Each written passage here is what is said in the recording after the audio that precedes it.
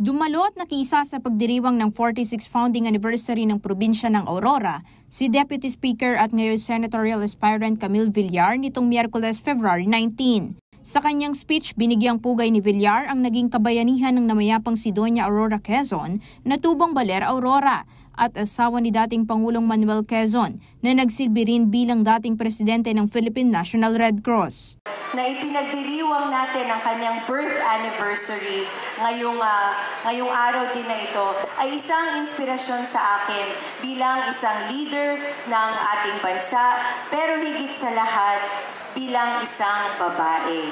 Talagang napakaganda po ng ginawa niya, katulad nga po ng sinabi niya ng kanyang mga relatives, ng kanyang grandson, ay talagang meron talaga siyang puso para sa kanyang kapwa. At talagang yung kanyang serbisyo ay bukas palad at hindi para sa title or hindi para sa posisyon, kundi para tumulong yan lang. At yan, bilang isang babae, ang nais kong tularan. Talagang marami po tayong matututunan sa kanya dahil alam naman nating nakikilala siya for her humanitarianism, sa kanyang puso at syempre pagtulong sa kapwa na mga nangangailangan.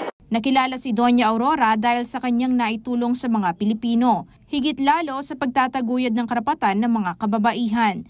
Bukod dito, bilang isang batang lider sa edad na 40, hindi umano maiwasang maihambing ni Villar kung paano rin siya hinubog ng kanyang mga magulang na sina dating Senate President Manny Villar at Senator Cynthia Villar sa pagtulong sa mga nangangailangan tulad ng ipinakita ng yumaong si Doña Aurora.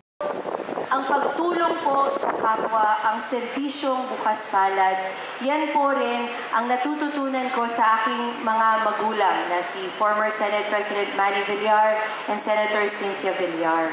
Ang pagtulong sa mga nangangailangan at ang kahalagahan po ng sipag at tiyaga para po tayo umasenso. Ang pagpapahalaga po niyan ay tinuro po sa akin ng aking mga magulang at nais ko pong ipagpatuloy po kahit saan man tayo punta. Tumatakbo bilang senador para sa 2025 midterm election si Villar sa ilalim ng Alyansa para sa Bagong Pilipinas na inendorso ni Pangulong Ferdinand Marcos Jr. Kasama si Raymond Tasoy, Aisel Fernando, CLTV 36 News.